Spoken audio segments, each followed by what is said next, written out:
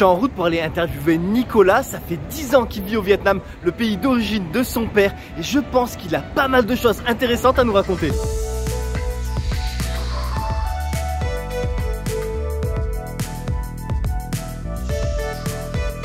Salut les amis, c'est Monsieur Puss et aujourd'hui je suis à Saigon au Vietnam pour interviewer Nicolas. Salut Nicolas, comment ça va? Ça va très bien et toi? Ah nickel, nickel, merci d'avoir accepté l'invitation. Ben, merci à toi de m'avoir invité surtout. Rien, je pense que tu as beaucoup de choses intéressantes à nous raconter. Eh bien allons-y hein. C'est parti. Ok, commençons par le commencement. Peux-tu te présenter? Donc Nicolas, j'ai 30 ans, je suis arrivé à Saigon il y a 10 ans et avant j'étais en France, j'ai grandi en Auvergne et j'ai fait mes études à Poitiers. Ok Nicolas, donc ça fait 10 ans que tu es au Vietnam. T'as 30 ans, donc t'es arrivé à l'âge de 20 ans, c'est ça? Ouais. Ok. Avant de venir au Vietnam, que faisais-tu? Tu faisais des études ou tu bossais? Donc, en fait, j'étais en train de finir mes études. J'ai fait une année de césure. Je suis arrivé au Vietnam, ça m'a plu et j'ai décidé de finir mes études, de rentrer rapidement en France, finir mes études et puis revenir au Vietnam le plus rapidement possible pour monter mon business et puis surtout découvrir le Vietnam un peu plus. Mais ouais, avant ça, j'étais étudiant à Poitiers. Ça se passait très bien, dans un environnement international en plus, donc j'adorais ça. D'accord. Multiculturel aussi, c'était vraiment cool.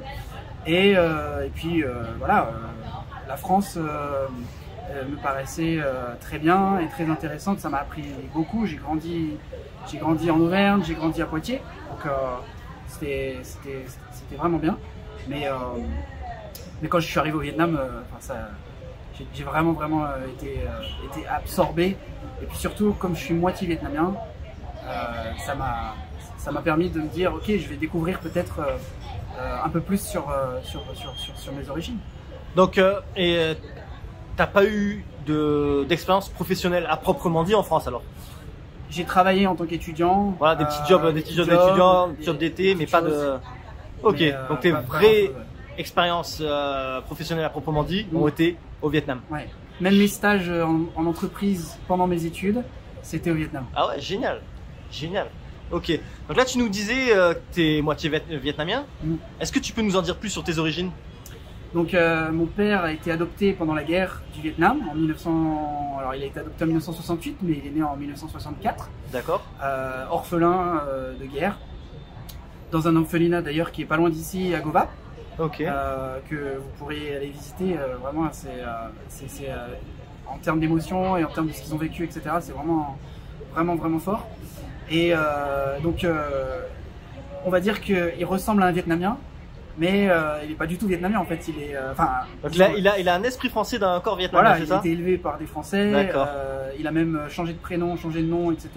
Donc, moi j'ai un nom de famille Griffon, c'est complètement français.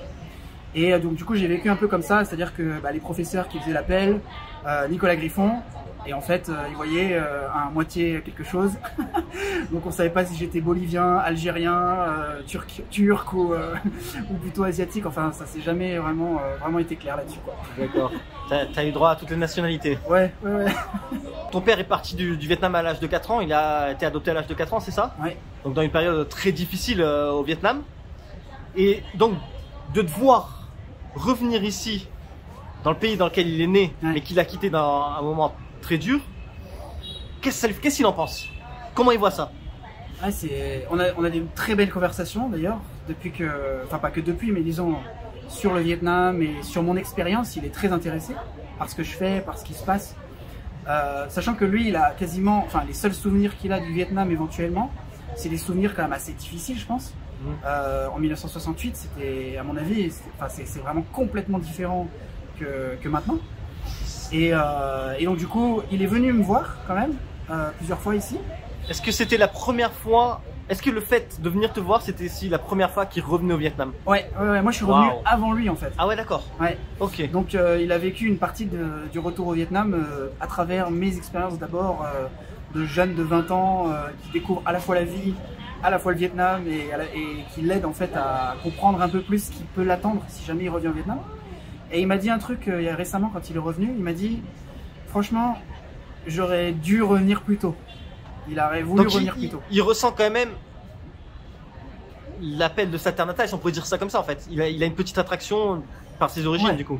Ouais. Surtout par rapport à ce que le Vietnam est devenu quand même. Je pense qu'aujourd'hui il n'y a personne qui peut nier que le Vietnam est devenu quand même un pays très attractif, où on se sent bien. En Saigon, c'est quand même assez sécuritaire, etc. Et je trouve que tous les Vietnamiens qui peuvent regarder cette vidéo, ou en tout cas ceux qui sont partis et qui voudraient revenir, ou qui se demandent s'ils devraient revenir ou pas, au moins essayer de revenir en dehors de votre famille, en dehors de ces choses-là, et de redécouvrir le pays par vous-même. C'est vraiment différent. À mon avis, c'est vraiment différent de ce que c'était avant. Et lui, il a envie de faire sa retraite ici, par exemple. Il a déjà des idées de reconnecter en fait avec le Vietnam. Donc, vraiment un point de revenir s'installer ici, quoi. Il est vraiment. Ouais. Ok, wow, génial. Bah, surtout quand il a un fils qui y vit et un fils qui s'intéresse énormément à ce pays, quoi. Tout à l'heure, tu nous disais qu'à l'école, on savait pas trop si t'étais asiatique, turc, d'Amérique du Sud, enfin tes origines. Ouais, c'est vrai. Du coup, mais comment ça se passait en fait? Comment s'est passée ton enfance en France? Donc, par rapport à ça, quoi. Ouais, alors en fait, moi je viens pas d'une grande ville, hein, je viens vraiment d'une toute petite ville, enfin toute petite ville à taille humaine, si on peut dire. Il y avait 13 000, enfin c'est une agglomération, il y avait 30 000 habitants. Ouais. L'agglomération de Moulins-sur-Allier, pour ceux qui. Bonjour à tous les Moulinois sur Allier. Exactement, voilà. Exactement. On dit comme ça? Ouais, les Moulinois, ouais. Les Moulinois, bonjour à tous les Moulinois. Et surtout les Iseriens. C'est la petite ville d'Isère. D'accord, bonjour à tous les Iseriens. Mais non, c'était vraiment, enfin voilà, énormément de. Alors, en termes de mixité sociale, il n'y avait pas grand monde qui était mix. Donc tu sortais du lot vraiment? Ouais, on devait être 2-3, on va dire, balsanés, quoi. D'accord. Pas beaucoup, hein, vraiment. Et en plus de ça, pour remettre de la crème sur le truc qui était bien déjà tartiné, mes parents ont décidé de divorcer quand j'ai 8 ans, un truc comme ça. Et donc du coup, mon père, qui était vietnamien, qui était le seul qui pouvait justifier mon bronzage, il décide de partir à 300 km de Moulins. Et ma mère, du coup, elle se retrouve avec 2 enfants qui sont café au lait, et typés asiatiques, ouais. Donc du coup, à chaque fois, évidemment, dans les conversations, c'était enfin, ils viennent de quel père et ils viennent d'où et comment ça se passe en termes d'origine, quoi. Et c'est vrai qu'en plus, c'était pas facile de nous identifier parce que, enfin, quand on est mix, 50-50, oui. En vrai, on pourrait être mix, européen. Donc, tu pourrais être un mix latino, tu pourrais. Afrique du Nord, Bolivie, on m'a dit Bolivie, on m'a dit Pérou, on m'a dit, turc, iranien, enfin, ouais, plein de possibilités, quoi. D'accord. Surtout qu'en plus, en été, j'étais plus bronzé que les autres. Donc du coup, des fois, j'étais plus black que blanc. Enfin, c'était marrant, quoi. Mais ouais, il y a quand même un peu, enfin voilà, il y a pas de problème. Est-ce que ça a été difficile pour toi à certains moments? Non, enfin, franchement, non. T'as pas eu de problème d'intégration? Pas à proprement parler. Je pense qu'en France, on a quand même une tolérance justement sur les origines, etc., qui est quand même globalement acceptée. Même si peut-être dans les médias, ou en tout cas dans les grandes villes, peut-être ça devient un problème, je sais pas. Mais moi, dans ma petite ville, tu vois, les gens, on se connaissait tous, on s'entraidait tous, enfin, il n'y avait pas vraiment de problème, quoi. Ok, donc t'as pas été victime de racisme ou Après, je dis pas que j'étais très pote avec, tu vois, des grandes familles, peut-être qui étaient vraiment conservatrices ou choses comme ça. Toutes les familles avec qui on était proches, c'est des gens qui acceptaient la diversité, voilà, qui se ressemblent, s'assemblent, quoi. Ok. Et du coup, maintenant, au Vietnam, comment ça se passe? Parce que bon, je pense qu'ils devinent que t'as des traits asiatiques. Ouais. Ça, c'est quand même un peu évident. Mais on devine aussi que... Il y a un problème. Voilà, il y a quelque chose. 1m82. Donc du coup, comment ça se passe? Ben, en fait, c'est le même combat, mais inversé. Puisque je suis 50-50. D'accord. Tu vois. Donc du coup, voilà, il y a cette moitié acceptation, des fois c'est 100%, des fois c'est un peu moins, parce que des fois je ressemble plus à un Français, hein, quand je suis au restaurant et puis que on me sert pas le bon plat, tu vois, il y a vite le sang français qui remonte. Par contre, quand voilà, je suis au karaoké avec d'autres Vietnamiens et puis qu'on boit des bières, etc., là c'est le côté Viet. Le côté Viet qui va vite ressortir, etc. Et donc du coup, je pense que c'est un peu le même, voilà, le même revers, enfin le revers inversé, quoi. D'accord. Je sais pas si c'est clair ce que je dis, mais. Mais est-ce que tu trouves que le fait d'avoir des traits asiatiques t'aide à être mieux accepté par la communauté vietnamienne. Oui, oui, oui. Au tout début, ça m'a même un peu joué des tours parce qu'on m'acceptait quasiment, enfin j'avais l'impression qu'on m'acceptait plus qu'un autre Français qui était nouveau venu. Et donc du coup j'avais tous les Vietnamiens qui étaient là, ah mais tu reviens au pays, vas-y viens, je vais te montrer ça, je vais t'apprendre ci, je vais te... Tu sentais un engouement en fait, ouais. de leur part. Ouais. Et puis moi je suis très curieux, j'étais très prêt à apprendre tout ça, comme je t'ai dit à un moment, mon père il m'a dit vas-y prends ce que tu peux prendre quoi. Donc du coup je suis arrivé, il me disait vas-y tu veux essayer la moto, ok j'essaie la moto, tu veux essayer de manger ça, ok bah on y va. Et j'avais vraiment pas de limite quoi.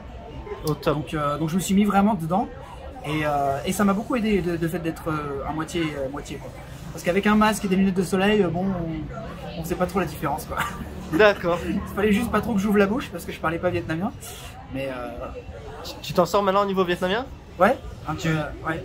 T'arrives à avoir des discussions Ah bah maintenant je lis, je parle. Waouh. Et j'en ai fait vraiment un cheval de bataille si je puis dire, parce que vraiment je voulais vivre ici et je voulais absolument pouvoir parler la langue.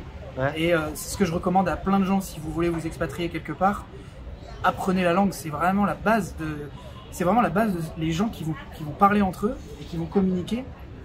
Vous allez comprendre en fait le code qu'ils utilisent pour communiquer entre eux, c'est vraiment important. Du coup, ça t'a pris plus ou moins combien de temps pour parler, disons, correctement le vietnamien? C'est quand même, on va dire, vu que c'est une langue tonale, apprendre du vocabulaire, d'accord, ça s'apprend. Ouais. C'est dur, mais ça s'apprend.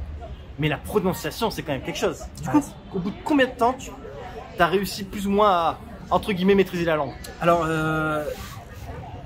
je vais dire un truc qui va peut-être vous aider si jamais vous apprenez une langue, c'est qu'en fait, le vietnamien c'est très musical. Et moi j'ai fait 12 ans de musique, j'ai essayé jusqu'au plus haut niveau en conservatoire. Et au bout d'un mois et demi, j'ai été invité dans un karaoké où j'ai chanté une chanson, enfin on m'a appris à chanter une chanson. Et comme j'apprenais le vietnamien en même temps, donc j'ai pu lire et j'ai pu reproduire les sons et j'ai pu chanter. Et je me suis rendu compte en fait que il fallait chanter cette langue. Et là, à ce moment-là, quand j'ai dit ok, c'est de la musique, bah, j'ai pris une partition, enfin entre guillemets, et je me suis mis à chanter cette langue. Waouh. Et du coup, ça a été beaucoup plus facile, mais évidemment, ça m'a pris des années d'apprentissage. Hein. C'est tous les jours, un petit peu quoi. Il n'y a pas de secret. Hein. Vous voulez apprendre un truc, c'est. Ah ouais, faut pratiquer. Mais par contre, pour avoir un niveau, comme tu disais, correct. J'ai pris 4 mois de cours intensifs à l'université. D'accord. Donc ça a été 4 heures par jour. Alors évidemment, il y en a qui vont dire c'est improbable que je fasse ça. Mais moi, je l'ai fait parce que je voulais vraiment le faire de façon structurée. À l'université de Saigon, il y a... Juste pas loin là-bas, à côté du... L'université de Social Science, de sciences humaines. Et là-bas, il y a des cours pour les Français, enfin pour les Coréens, les étrangers, quoi. Et c'est des professeurs de toutes les provinces. Donc il y a tous les accents. C'est un peu comme en France, il y a les accents marseillais, les accents toulousains, les accents du Nord, etc. Et on apprend vraiment les bases, mais pour les étrangers, donc c'est-à-dire comment s'en sortir dans un taxi, comment s'en sortir à table, comment s'en sortir au bar, etc., etc. Donc c'était vraiment très intéressant de pouvoir... Après 4 mois, t'as senti vraiment une grosse différence? Après 4 mois, je me sentais avoir un bagage. Voilà. Donc tu recommandes aux expatriés de faire ça? Ouais. Si, franchement, après, je sais qu'il y en a qui vont venir en expatriation pour 2 ans, 3 ans, et ils se disent peut-être que ça vaut pas le coup, etc. Moi, je pense que ça vaut. Enfin, franchement, c'est l'investissement au Vietnam, c'est sur soi-même. Donc, ça va te servir à vie, quoi. C'est-à-dire que c'est pas que pour le vietnamien que tu le fais, en fait. C'est pour l'apprentissage de quelque chose de nouveau. Tu apprends un code nouveau quoi.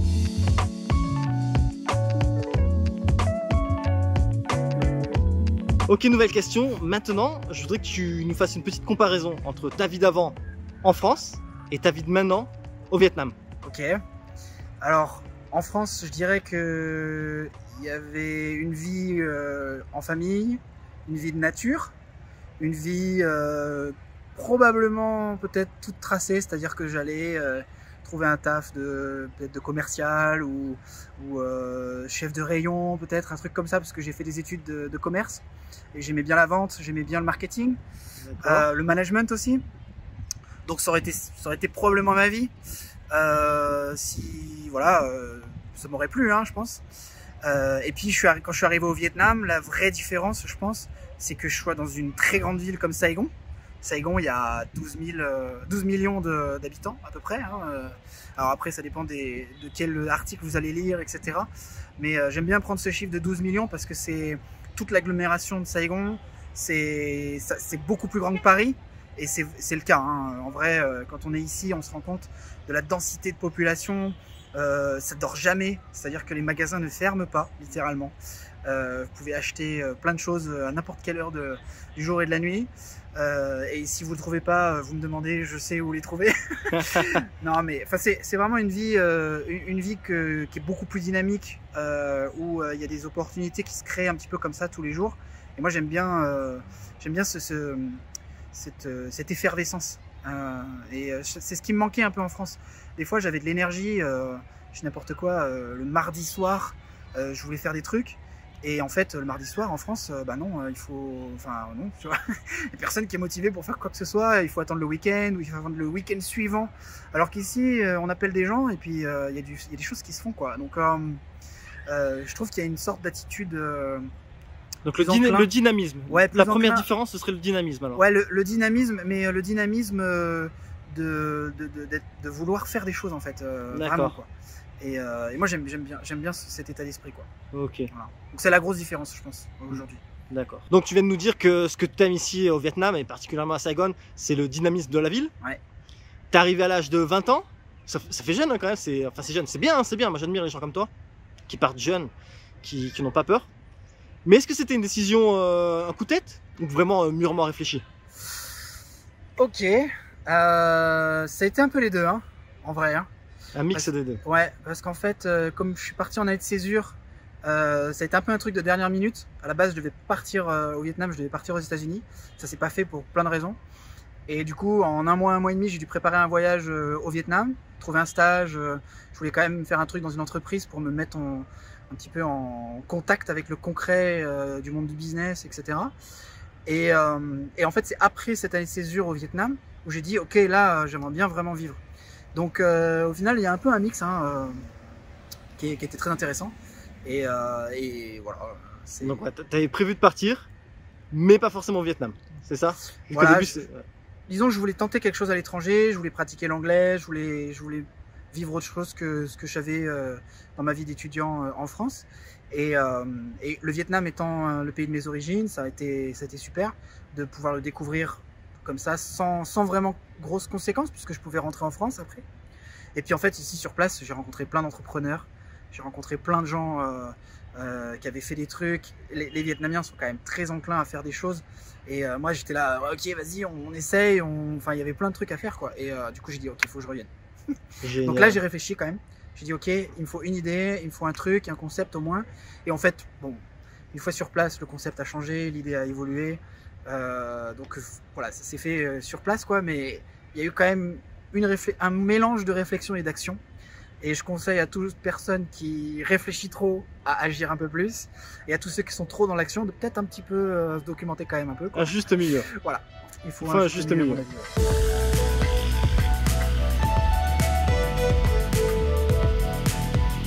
Ça fait un petit moment que tu es au Vietnam. Ouais. J'imagine que entre temps, il faut bosser. Ouais. Tu as dû faire pas mal de choses. Et donc la question est la suivante. Qu'as-tu fait comme boulot, comme activité depuis que tu es au Vietnam? Ok. Donc je vais commencer par ce que je fais maintenant. D'accord. Et puis je vais découdre dans le temps.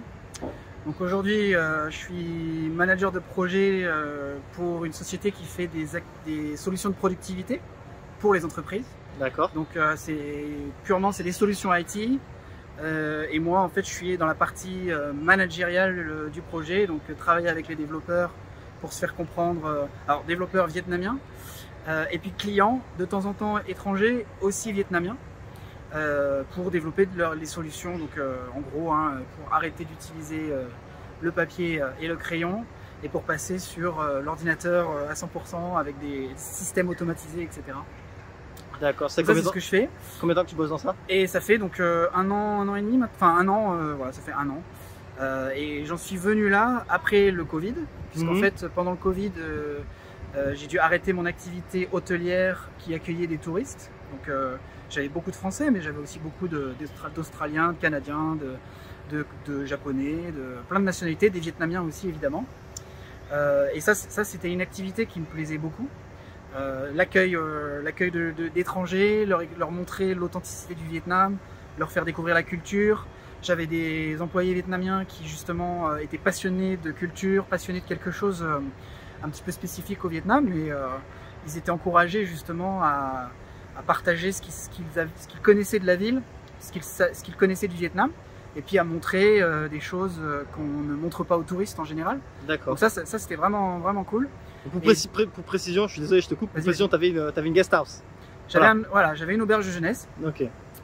Qui était très bien d'ailleurs, très bien réputée, très bien notée. Et en fait ça a été une grosse partie, donc ça a été 4 ans de ce que j'ai monté au Vietnam.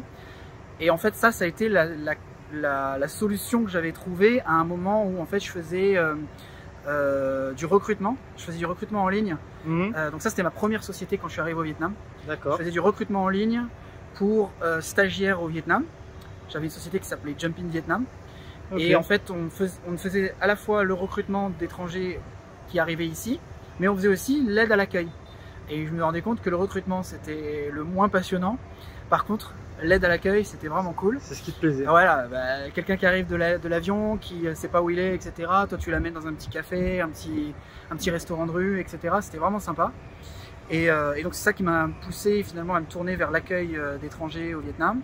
D'accord. Et puis après, voilà, vous avez tout la découpe. Voilà. Génial. Donc tu as eu ta guest house, ton auberge de jeunesse pendant 4 ans, c'est ça? Ouais. C'était ton deuxième business? Deuxième business. D'accord. Est-ce que c'est compliqué d'ouvrir un business au Vietnam? Alors l'entrepreneuriat en soi c'est assez complexe, hein, assez compliqué, parce qu'en fait on se bat contre soi-même beaucoup. On en apprend beaucoup sur nous-mêmes. Mais je pense ici, les plus grosses difficultés, c'est de comprendre en fait comment ça se passe pour ouvrir, pour bien ouvrir et pour bien pouvoir faire évoluer le business et tout ce qui est derrière, structure, etc. Par contre, c'est quand même assez simplifié par rapport à la France, je trouve, parce que on peut facilement faire appel à des prestataires de services. Et donc du coup, le travail est facilité quand même. Et ce qui est bien, parce que bon, quand on entreprend, en général, on a suffisamment de problèmes business à gérer. On n'a pas trop envie de gérer les problèmes administratifs. Et donc ça en général, un avocat, un comptable, un bon comptable, un bon avocat, ça suffit pour quand même pouvoir bien faire avancer, quoi. Pour te donner un exemple un peu plus concret, quand j'ai monté la guest house, j'avais pas compris quelle était la loi, en tout cas dans quelle structure mettre mon business, parce qu'en fait on peut être un hôtel ou on peut être ce qu'ils appellent une guest house, quoi, donc une auberge de jeunesse, et ça a certains avantages et certains inconvénients. Par exemple, quand on va être en hôtel, il va falloir respecter un certain nombre de standards au niveau des réglementations, par exemple des mètres carrés, etc. Mais par contre, le business en soi, la structure est plus solide, elle a plus de valeur, etc. Alors que quand c'est une guest house, c'est un peu plus artisanal et par exemple, c'est un business un peu plus familial. Donc il y a certaines facilités peut-être pour le monter, mais derrière après, bon voilà, il y a peut-être quelques contraintes juridiques et tout ça. Donc c'est des choix qui se font au fur et à mesure. Il faut mettre un budget, je pense, quand même, pour juridique. Tu peux nous dire un chiffre à peu près, approximatif? Moi, je mettrais un bon 2000 €, 3000 €, 4000 €, 5000 € suivant l'exigence qu'on a. Au départ, pour trouver un bon comptable et un bon avocat qui vont t'aider dans tout le côté administratif. Peut-être pas dès le départ, mais en tout cas, il faut se dire que ça va coûter ça en frais juridiques, en frais de comptabilité et en erreur aussi de pas connaître la loi sur certaines choses, etc. D'accord. Voilà. Et niveau imposition, comment ça se passe? Alors niveau imposition, donc il y a les taxes sur les profits, les taxes d'entreprise. Combien de pourcents plus ou moins? Donc là normalement, alors de tête, enfin ça dépend des barèmes je crois, mais il me semble que c'est entre 25 et 30, je dirais. D'accord. Et là c'est sur les profits, donc ça veut dire que il faut faire de l'argent. Donc tant que tu fais pas de l'argent, tu payes pas d'impôt sur le bénéfice. Ouais. Et puis après il faut s'arranger pour évidemment que tu puisses enregistrer le maximum de dépenses et voilà. Et donc du coup, bah, peut-être au début surtout, moi par exemple j'avais emménagé dans la guest house, donc ça me permettait de ne pas payer de loyer, en tout cas le loyer du business était mon loyer personnel, donc ça permettait de faire des économies, des solutions un peu comme ça. D'accord. Peut-être, dis-moi si tu veux que je te donne plus d'informations sur autre chose. Par exemple, si tu as d'autres taxes, genre de la TVA ou des taxes Ouais, TVA. Au niveau de tes employés, comment ça se passe? Est-ce qu'il y a beaucoup de cotisations sociales, salariales? TVA c'est 10%, cotisation sociale on est à 15%, enfin après c'est les chiffres aujourd'hui, demain ça changera peut-être, hein, mais en gros il faut compter 30% au-dessus du salaire net de ce que vont toucher les employés, à peu près. Sachant qu'il y a des salaires, enfin des tranches de salaire où c'est non imposable, et après il y a des tranches de salaire qui sont imposables. D'accord. Et après, dans ces 30%, en général, il y a une partie qui est payée par l'employé et une partie qui est payée par l'entreprise.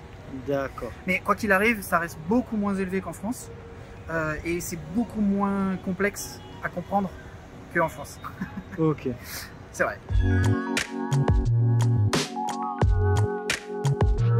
Ok, donc bon, c'est bien beau, 10 ans au Vietnam, tu fais des petits business, tout ça, mais comment tu fais au niveau du visa pour pouvoir rester au Vietnam? Alors, les lois ont récemment bien changé. D'accord. Donc, je pense que ce que je faisais avant, probablement, c'est plus possible.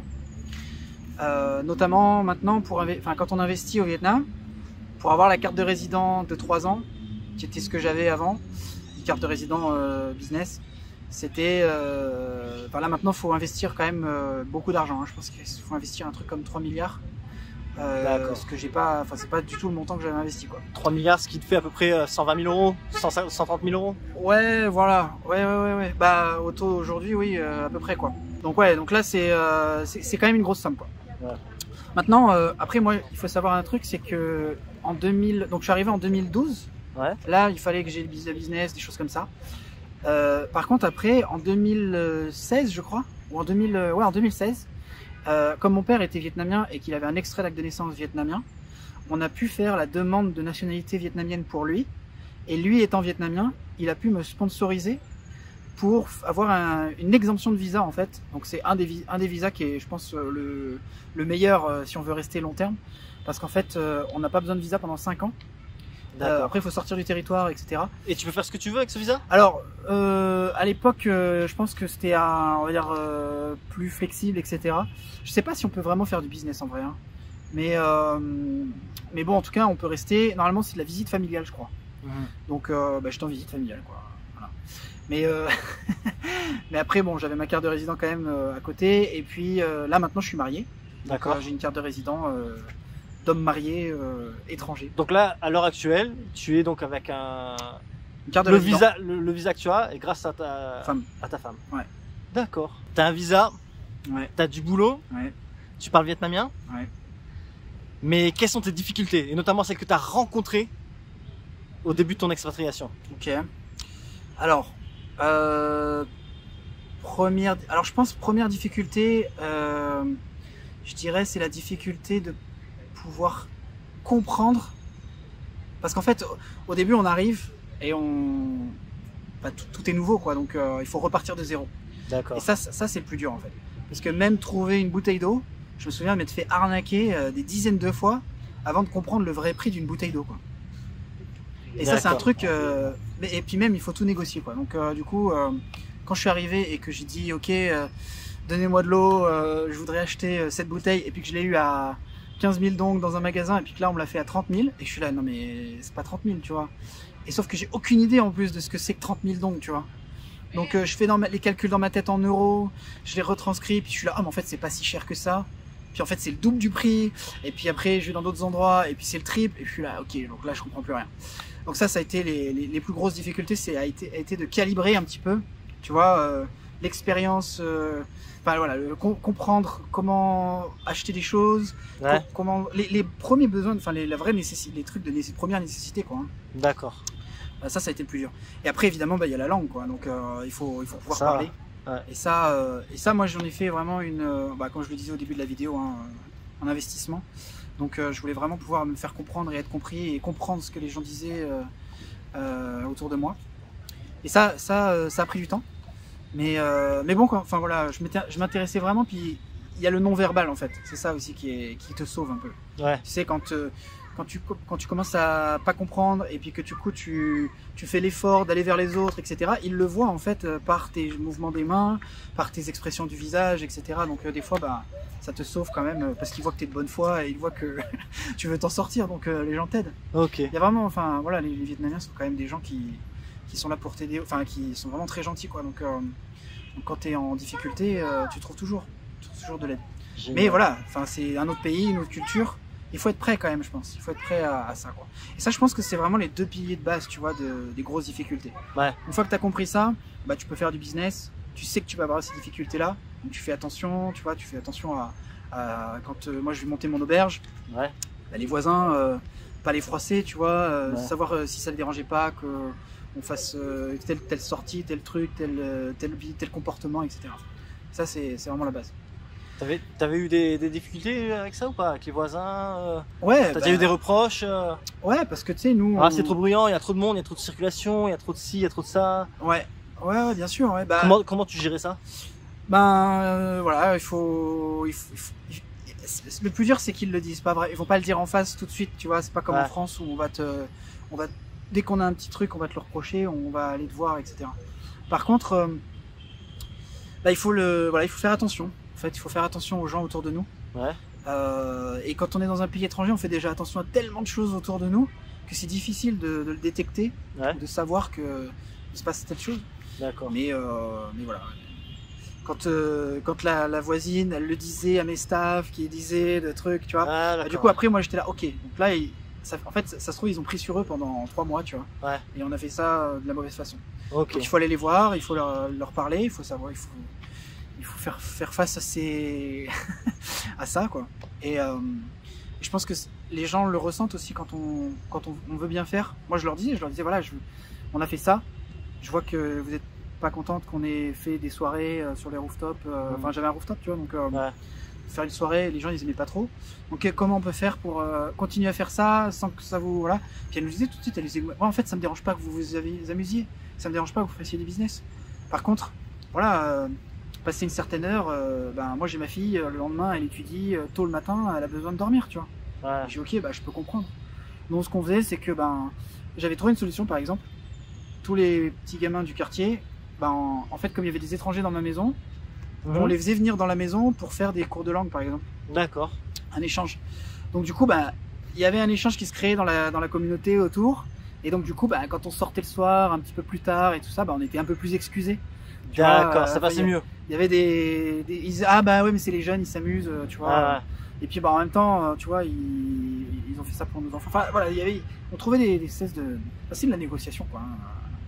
J'aime bien ça, donc ça me dérangeait pas. Malgré toutes ces difficultés, tu restes un amoureux du Vietnam. Évidemment. Et c'est quoi que t'aimes en particulier au Vietnam? Ouais, je pense que les Vietnamiens sont plus heureux dans leur... on va dire, ils recherchent de la simplicité. D'accord. Enfin, ils ont une recherche, non. Il y a une simplicité, en fait, pure, je pense, au Vietnam. Donc, on va avoir des conversations moins élevées sur des problèmes qu'on ne contrôle pas. On va avoir plus de conversations sur des choses de la vie quotidienne, des choses sur lesquelles on a un impact et on peut impacter. En vietnamien, il y a un mot qui s'appelle Cam Dam, c'est la communauté. Et ça, c'est dans toutes les conversations, c'est-à-dire on veut faire le bien pour notre communauté. Mais notre communauté, c'est notre famille, c'est les gens autour de nous. Voilà. Donc ça, c'est le plus... C'est ce qui me plaît le plus. Faire des petites choses à notre échelle, et du coup, ça nous rend heureux, parce que l'impact, il est immédiat, quoi. D'accord. Et ça j'aime beaucoup. Ouais. Ok. Autre chose? Bah, la bouffe, hein. Voilà, hein. C'est très varié.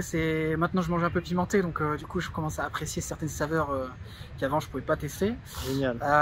J'aime beaucoup, voilà, le fait qu'on partage tu sais, on met des plats au milieu de la table et puis on picore, on partage. Ouais. Alors à la fin, tu sors, mais t'es calé. Donc c'est peut-être encore un autre problème, mais ouais, non, j'aime bien. C'est convivial, c'est généreux, c'est varié. Ok. Et qu'est-ce que tu n'aimes pas alors du coup? Ah, S'il y a des choses que tu n'aimes pas. Eh ben, en ce moment, j'ai un truc sur les... Ouais, j'essaie d'éviter vraiment la pollution, quoi. Je trouve que... Enfin, c'est pas au Vietnam en général, mais c'est à Saigon. Je trouve qu'il y a quand même énormément de plus en plus d'embouteillages. Le Vietnam se développe, donc il y a des voitures, de plus en plus de voitures. Les voitures sont de moins en moins chères, les taxes sur les voitures sont de moins en moins élevées. Donc les gens achètent de plus en plus de voitures. Ça crée des bouchons, ça crée pas mal de problèmes, je trouve. Ça rend la vie un peu... Enfin voilà, dès que tu sors, tu dois prendre la moto. Ça c'est un petit peu... Voilà, ça crée du bruit hein, quand même, mine de rien. Je sais pas si on les entend derrière, mais ça klaxonne quand même beaucoup. Donc ça en ce moment, c'est un petit peu mon truc que j'aime le moins. Mais bon... Voilà, ça fait aussi partie du dynamisme. Hein, Dans une ville de 12 millions d'habitants, c'est difficile de passer à travers disons la pollution sonore et la pollution de l'air. Exactement, puis bon, la création d'opportunités va forcément faire qu'il y a beaucoup de gens qui se concentrent sur cette même mégapole, je dirais. Et donc du coup, ça fait partie de l'écosystème. Hein. Exact. Voilà. Donc faut l'accepter.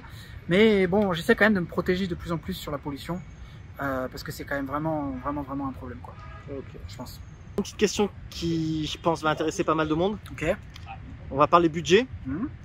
Selon toi, quel serait le budget moyen nécessaire pour un expatrié ici au Vietnam? Ok. Question très polémique hein, en vrai, parce que je l'ai beaucoup vu sur des groupes expats, beaucoup vu poser même sur d'autres vidéos YouTube, etc. C'est quand même assez compliqué d'établir un budget pour venir au Vietnam et se dire ok, est-ce que ça va me suffire, etc. Donc je vais essayer de plutôt catégoriser et puis essayer de faire des tranches un peu comme ça. Moi, déjà je vais vous dire combien j'utilise par mois. En fait, pendant très longtemps, j'ai vécu avec une nécessité de moins de 1000 € par mois. Quand j'étais entrepreneur et que je gagnais pas trop d'argent, ou en tout cas que je réinvestissais tout dans le business, et puis que je dépensais pas mal pour le business, etc. Moi, personnellement, ma vie me coûtait moins de 1000 € par mois. D'accord. Donc ça, je pense que c'est important pour se dire, voilà, si jamais vous avez un peu d'économie et que vous voulez venir vivre au Vietnam, combien de temps ça va vous tenir? Voilà, moi je pense que c'est à peu près un plafond, quoi. Après, avec 1000 € par mois au Vietnam, qu'est-ce qu'on fait? Évidemment qu'on va pas aller boire du rosé dans des brasseries françaises à Saigon tous les soirs, quoi. Par contre, on va avoir suffisamment d'opportunités pour à la fois s'intégrer socialement et pouvoir sortir, pouvoir faire des visites, etc. Donc, moi je pense que c'est une vie convenable. Par contre derrière, voilà, quand on voyage, si vous voyagez, je pense qu'il faut au minimum 40-50 € par jour pour pouvoir faire les sorties qu'on veut faire et puis pour pouvoir aller dans les endroits qu'on veut visiter, quoi. Je pense que c'est normal, les billets d'avion ça coûte cher. Et avoir un minimum de confort. Ouais, je pense, peut-être que toi qui voyages plus que moi aujourd'hui, tu pourras peut-être confirmer, mais bon, je pense 40-50 € par jour, c'est bien, quoi, pour pouvoir profiter du Vietnam, quoi. Après voilà, donc il y a aussi un autre chapitre, c'est que il faut s'assurer, peut-être pour certains qui veulent s'assurer. Donc ça coûte cher quand même, ça coûte entre 1500 et 3000 € par an. Donc ça à mettre dans le budget. Après il faut se loger. Donc le logement, moi j'ai des amis qui se logent pas moins de 800 € par mois, puis j'en ai d'autres qui se logent à 200 € par mois. Donc ça dépend vraiment des goûts et des couleurs. Pour vous donner un ordre d'idée, 200 € par mois, tu as une chambre étudiante, ok. T'as une chambre étudiante convenable, vraiment basique, hein, peut-être une fenêtre, un lit et puis une clim, quoi. Et puis après, 800 € par mois. Enfin moi j'ai un appartement, une chambre, c'est putain je sais pas en euros, mais par contre c'est 10 millions. Ouais, 420, 430 €. Voilà. Donc 400 voilà, 400, plutôt plus hein, je crois. 450 peut-être. Ouais, ça je sais plus. Mais aujourd'hui, vous ferez la conversion 10 millions en 2022. Combien ça fait? C'est convenable, je pense. Une chambre, un salon, une belle cuisine, un beau balcon. Voilà, dans une zone centrale. Et puis après, il y a plus. Hein. Moi, j'ai des amis qui ont 2 chambres, 15 millions, 2 chambres, 18 millions, une chambre, 18 millions. Enfin, ça peut monter suivant si vous voulez la piscine, le standard si vous voulez, voilà, évidemment, de la résidence, du condo. Et puis comment le mobilier va être. Voilà. Mais franchement, je pense qu'on se met bien par rapport à moi, une ville de province en France où je payais 300 € de loyer. Conversion en France, conversion arrivée à Saigon, j'avais un accès à des choses quand même qui étaient vraiment le luxe, quoi. Donc, enfin, en tout cas, qui faisaient partie des trucs un peu premium déjà. Hein. Donc voilà, je pense que c'est à peu près ça. Puis après, bouffe, etc. Ça dépend vraiment de vos styles de vie. Moi aujourd'hui, je me compare plus par rapport à combien je dois dépenser, mais plutôt combien j'arrive à économiser chaque mois. D'accord. Parce que je vais être papa et puis parce que je commence à avoir une vie de famille, donc j'essaie d'économiser un maximum. Et en fait, je me rends compte que par exemple, j'ai pas besoin de manger français tous les jours. Je me rends compte que j'ai pas besoin de sortir tous les jours. Donc j'essaie quand même de limiter aussi tout ça. Et puis par rapport à une vie d'étudiant ou de jeune adulte que j'avais avant, je dépense moins en soirée, je dépense moins en sortie, en voyage, etc. quoi. Ou différemment en tout cas. Donc plus ou moins, tu recommandes combien alors du coup de budget par mois? Aujourd'hui, je suis plus sur un budget de un peu plus que 1000 euros. D'accord. Donc tu considères qu'avec 1000, 1200 euros, tu as déjà un standard? Tu vis bien. Hein. Ouais, tu as déjà une belle vie. Tu vis en fait convenablement. Convenablement. Alors je dirais que mais ça c'est vraiment personnel, hein, mais bon, je pense que tu vis mieux qu'en France avec 1000-1500 euros. Pourquoi? Parce qu'à la fin du mois, si tu fais vraiment attention, à la fin du mois tu peux avoir économisé quand même beaucoup plus. Enfin, tu peux avoir même économisé énormément. Donc je sais que ma sœur, elle vivait avec, elle gagnait quand même peut-être 1000-1500 jusqu'à 2000 euros par mois des fois, et en fait elle arrivait à économiser 1000 euros quoi. Ouais. Donc c'est quand même énorme. En France, je pense que c'est quand même difficile d'arriver à ce genre d'économie. Par contre, si tu veux dépenser 2000 euros par mois au Vietnam, tu le fais très facilement aussi. C'est ultra simple. C'est ultra simple. Et oui, parce que la tentation est partout. Ben ouais, il y a quand même des rooftop bars, il y a quand même des trucs, des activités que tu peux faire qui... ça va vite quoi. Tu sors avec 1 million pour ta soirée, puis en fait tu arrives à 2-3 verres, puis tu dis en fait non, j'aimerais bien continuer la soirée. Puis à la fin de la soirée, tu as dépensé 2-3 millions. Voilà. Ouais. Ça va très vite. Ça va très très vite. Ouais. Très très vite. Et tu disais pour l'assurance, c'est un budget assez conséquent. Ouais. Toi, tu t'es assuré chez qui? Alors aujourd'hui, moi d'ailleurs, je suis un très mauvais exemple en termes d'assurance parce que j'ai eu des hauts et des bas. Mais je fais plein d'erreurs en fait. Genre, je pense que en fait, il faut arriver au Vietnam peut-être pouvoir avoir une assurance complète, parce que ça nous rassure et puis c'est bien quand même. Mais l'assurance expatriée complète, c'est 3005 je crois par an quoi. Hein. Donc faut le négocier avec son entreprise si vous arrivez avec un contrat. Ou alors il faut le prendre en compte dans votre budget annuel quoi. 3500 euros, c'est quand même pas rien quoi. D'accord. Après moi aujourd'hui je suis à la CFE. D'accord. Donc c'est la Caisse des Français de l'étranger. Je suis pas très content entre guillemets parce que c'est quand même le système français, donc ils vont être assez longs en termes de réponses, etc. C'est pas une assurance privée. Disons, j'avais des assurances avant qui étaient privées, la SFE ou MSH International. Et là, ils étaient beaucoup plus réactifs. Le centre, je crois que le centre d'assurance était à Hong Kong, donc c'était beaucoup plus proche.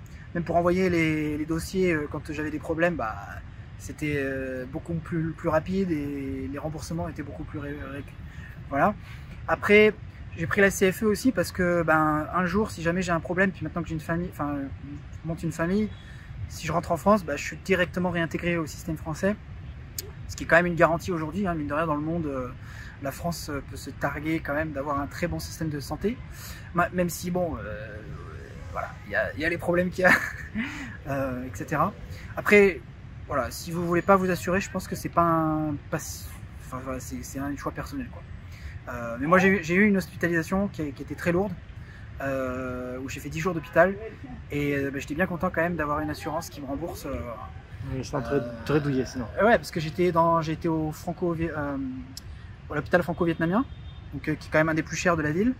La bill finale, la facture finale elle devait être dans les 6000, 7000, 8000 euros. Ah ouais, d'accord. Je suis bien content quand même d'avoir été remboursé de cette somme quoi. Ouais, mais bon, si je fais l'addition de tout ce que j'ai payé en assurance comparé à ça, j'ai quand même payé plus. Et bon voilà, c'est le principe. Hein. C'est un peu comme le casino. Les assurances, c'est comme le casino. Voilà, j'étais quand même bien content, j'ai pu être intégré dans le truc, ils m'ont pas demandé carte bleue machin, ils m'ont juste demandé l'assurance a pris en charge, franchement c'est un luxe. Hein. Ouais.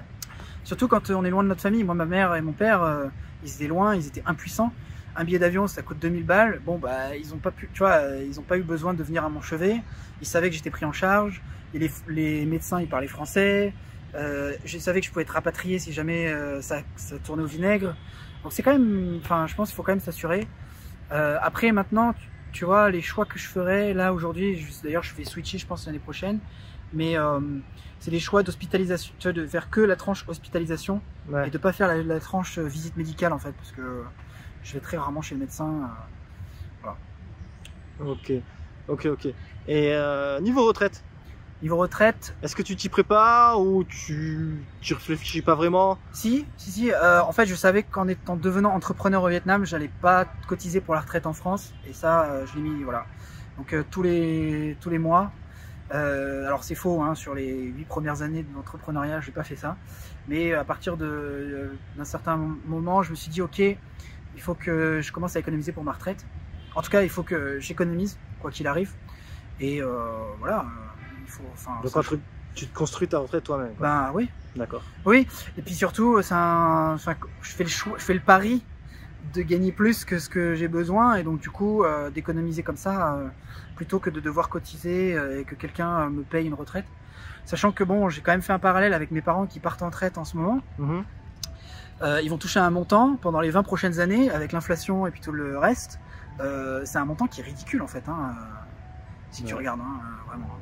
Et surtout, ils vont le toucher à 60 ans, quoi, 65 ans, etc. C'est pas ce qui peut arriver entre temps. J'ai 30 ans, bon, demain, je sais pas de quoi sera fait. Bon, voilà, j'économise moi-même. Et ça me rassure plus, en fait.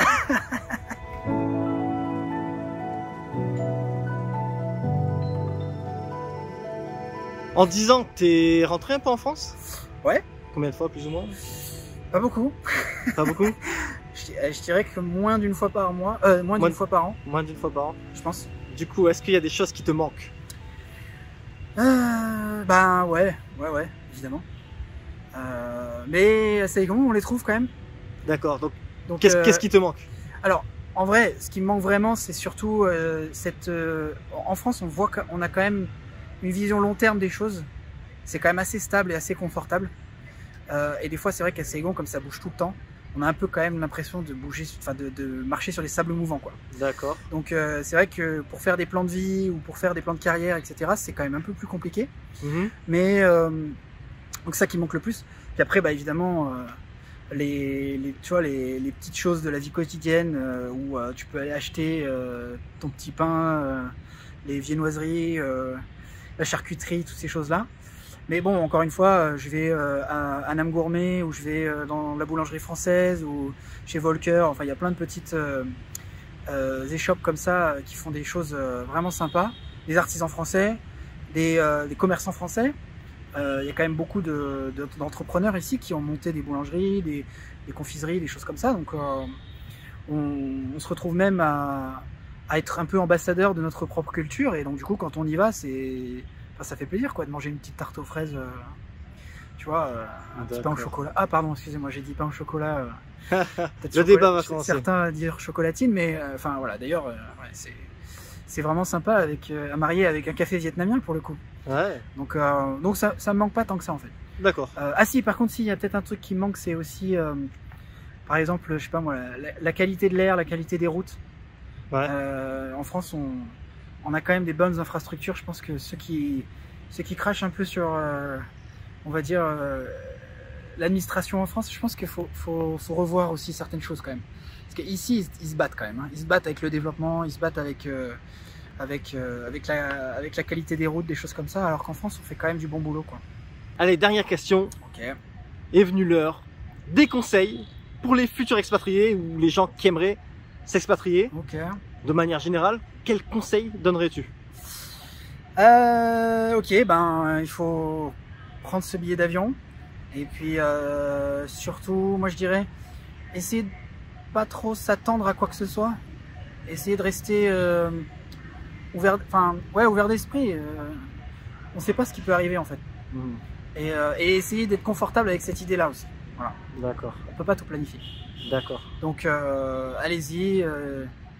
Trouvez-vous un petit contrat, un travail, ou un gros contrat, hein, ça peut être le contrat de votre vie, et moi je vous le conseille, enfin je vous le souhaite.